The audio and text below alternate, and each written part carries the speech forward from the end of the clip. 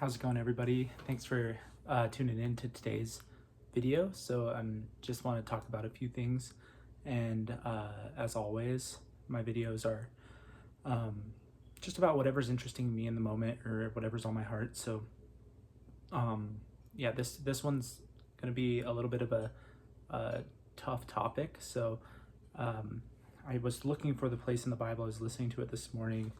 And I believe it's in Psalms chapter 37, where it talks about, I had it just in my hand here. It talks about the judgment that's going to come on to evil people. And so I was just thinking about some hard things this week with everything that's going on in the world with the Epstein files, and just how dark and twisted some of our elites are, and how evil it's really become in this world, to where many that we know about were in support of this evil. And it's been really troubling me and keeping me up at night.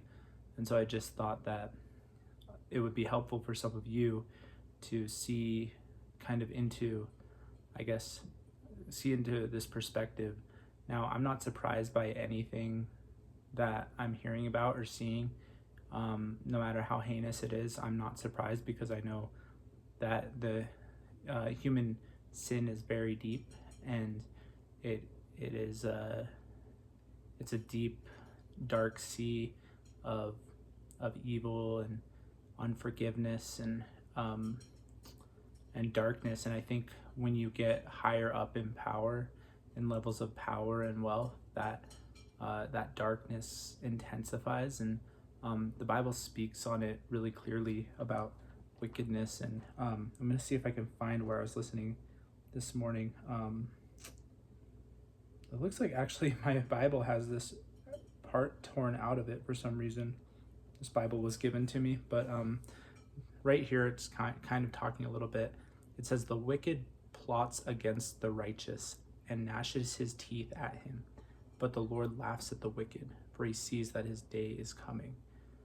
I really love that picture, just of it.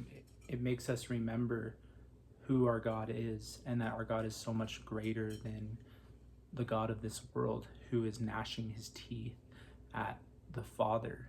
And then the people who do follow the prince of the power of the air, when Christ or the Father are brought up, lots of times they'll mock and they'll stick out their tongues or gnash their teeth. And it's this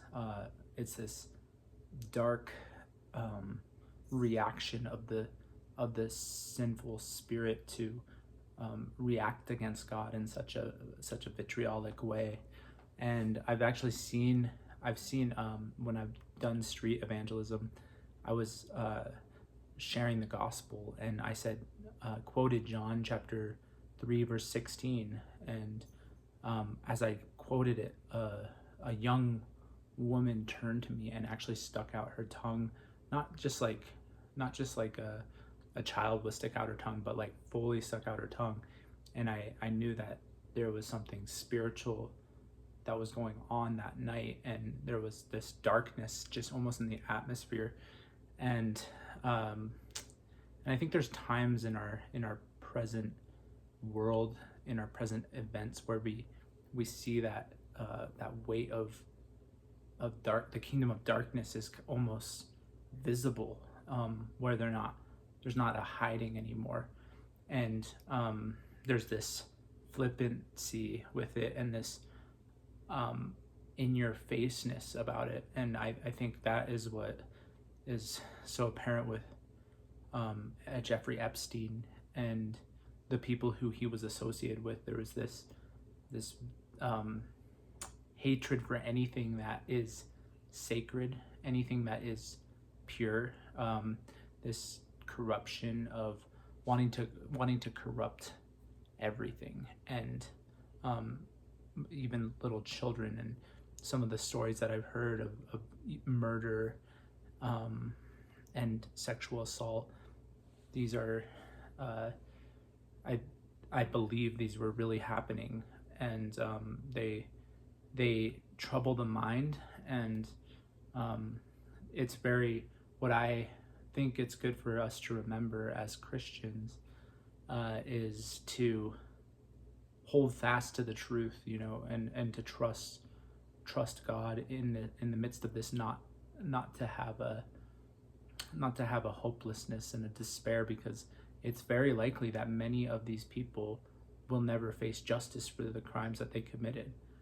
Dr. Anthony Fauci still has not faced any justice for the crimes that he's committed, where the result of him pulling back life-saving medicine from people that was actually treating COVID early on, and doctors were using it, him working um, with other people to prohibit people from actually buying things like ivermectin that were saving lives, cost the lives of probably hundreds of thousands of people, and there's still no justice for that.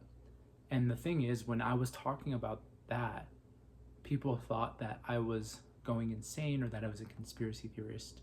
And the same thing with Jeffrey Epstein. People were discussing these things long before I was, but still in 2019, 2020 was when I first became aware of some of these things and started discussing. Well, hello. Started discussing what I thought was going on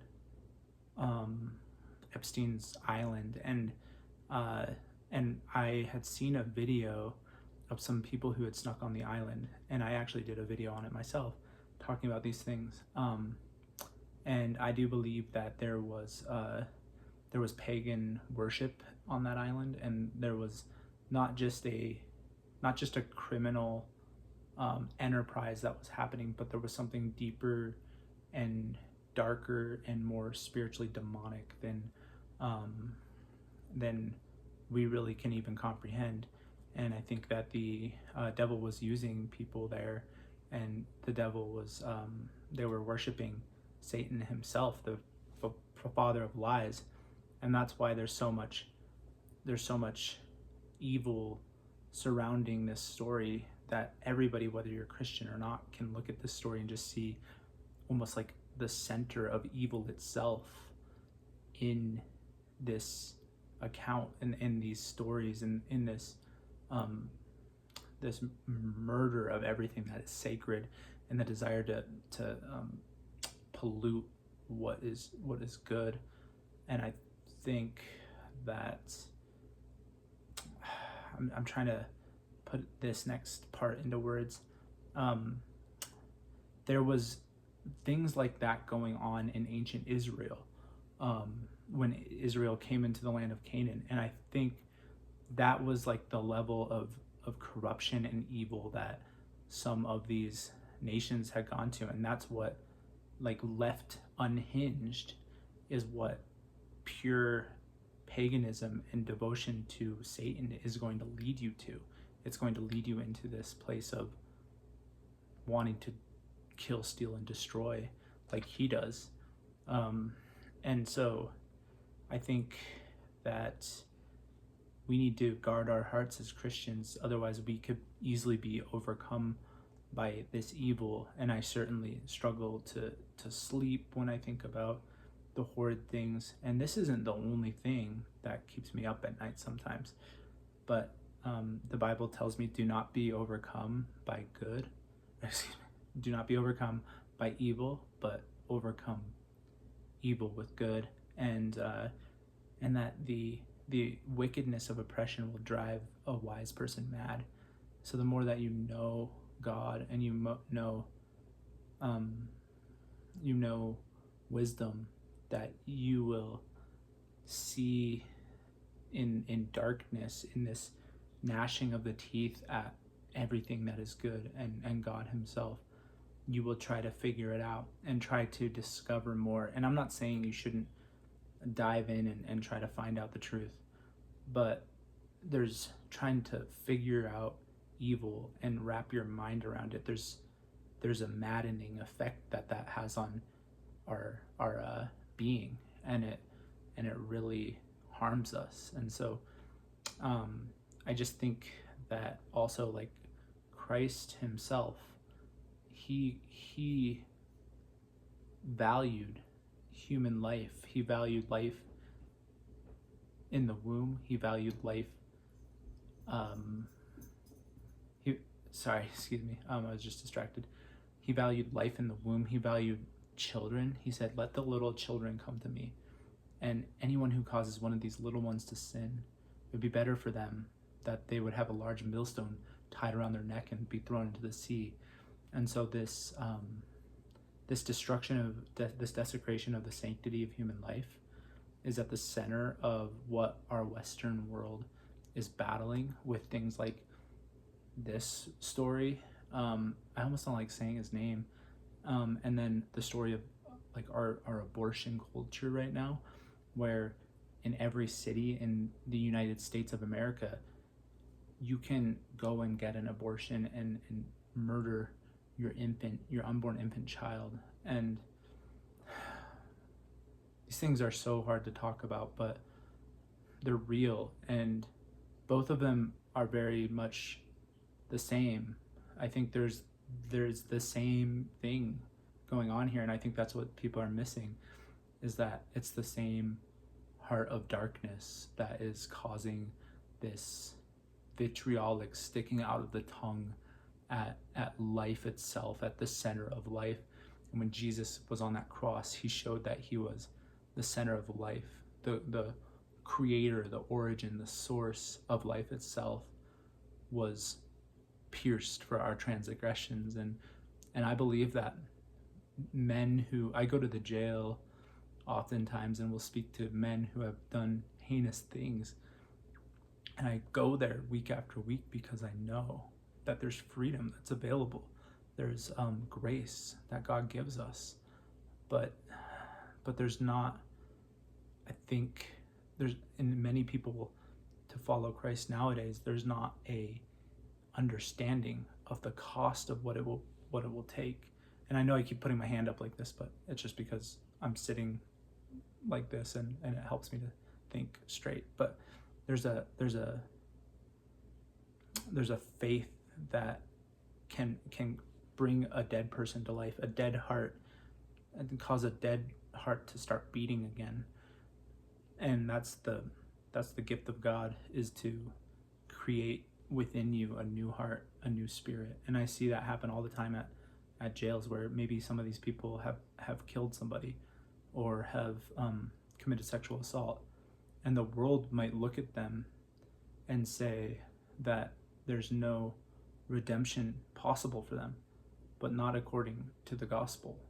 According to the gospel, we desire, it doesn't please God that any person should perish, but the wrath of God is abiding on these people. That says here, the Lord laughs at the wicked. He sees that his day is coming.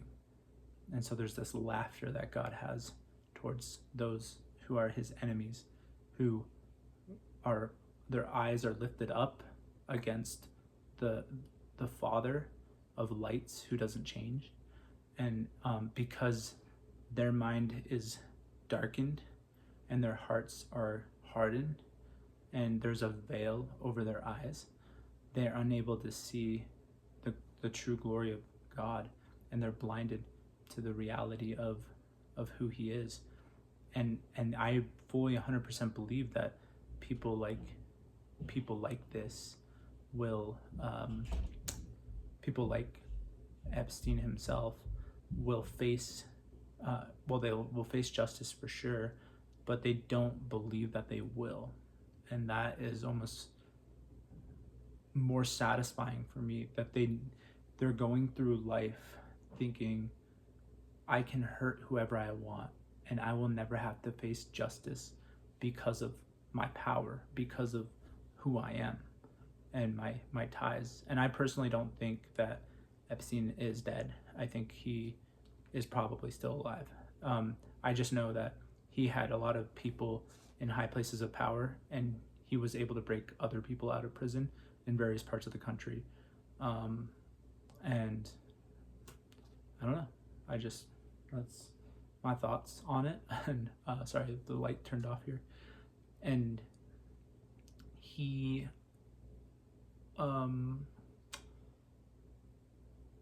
yeah, I think that he doesn't believe that there is any sort of judgment. He doesn't have any notion of God or fear of God. And that's why I was watching his interview and I couldn't help but see, even though if he was an intelligent man, maybe he wasn't an intelligent man, I'm not sure, but he was very foolish in the way that he was thinking about things and speaking.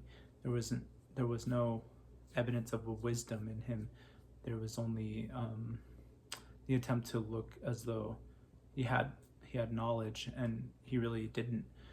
And it says foolishness is bound up in the heart of a child, but the rod of correction will drive it out. And so for somebody like him who knows what path he started on, but there's no discipline and no correction there, and so this foolishness, I think, gave rise to all sorts of other evils. And yeah, it's a hard topic to talk about, and but I do want to just end on more of a hopeful note that in Romans chapter 8, I talk about this verse quite a bit, but in Romans chapter 8 it says that I consider our present sufferings are not worth comparing to the glory that will be revealed into us. It says the creation is subjected to futility, and because of the sin that brought into the world, death and corruption in the world, and that includes natural evil and it includes moral evil, those two types of things that cause harm and death. But if you read the scriptures and you see the life of Christ and the resurrection of Jesus, what you see through his life is a demonstration that death itself was unnatural to human beings, and death itself is something that is meant to be foreign to us. But when we sin, our mind is clouded by death, and death enters into us. It says, like what God said to Adam and Eve, is the day that you eat of the fruit of the knowledge of good and evil, you will surely die. And so they did die, because then their body changed. Before they were animated by their spirit, and they were kept alive by the tree of life, and there was no aging in their body. But after they ate of the fruit, they didn't immediately die as though their soul was separated from their body in the sense that we think of death now, but they were dead spiritually.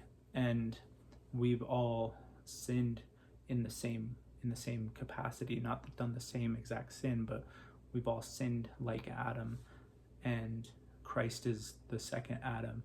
And just like the first Adam is a living being because God breathed his life into him, when Jesus raised from the dead, he breathed on all his disciples and he said, receive the Holy Spirit.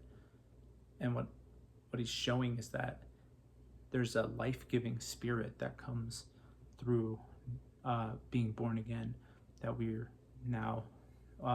promised that our new bodies, as we await the return of God and the kingdom itself, there's a new heaven and a new earth.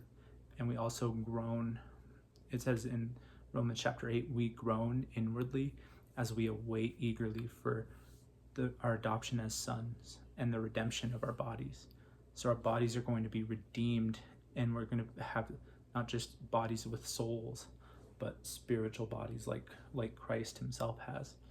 And I think there's something deeper than just wanting to be able to do amazing, powerful things and live forever. It's more than that. There's a knowledge of the human heart, of its own limitations. Not that limitations are always a bad thing, but it's like this desire to see God and to step into the glorious life that God has for his people, where all sin and death and pain and darkness is behind us, and all these stories of horrible wickedness. These people are outside the gates of the kingdom. People like Epstein and his demons are outside the gates of the kingdom. And those who love righteousness, those who rejoice in light and truth and the knowledge of God, are brought near through the love of Christ, through the limitless atonement of Jesus Christ, where he stretched out his arms to all in the world, and all the people in the crowd who watched him die, crucified, die the death that we deserve, so that we can live a life to God. Those who watched him were mockers and scoffers, and he died for all of them. And I think sometimes as Christians we forget that he died for those others that we disagree with, those others that we don't like, those who have done evil things, and there's a chance for them, and we need to pray for those who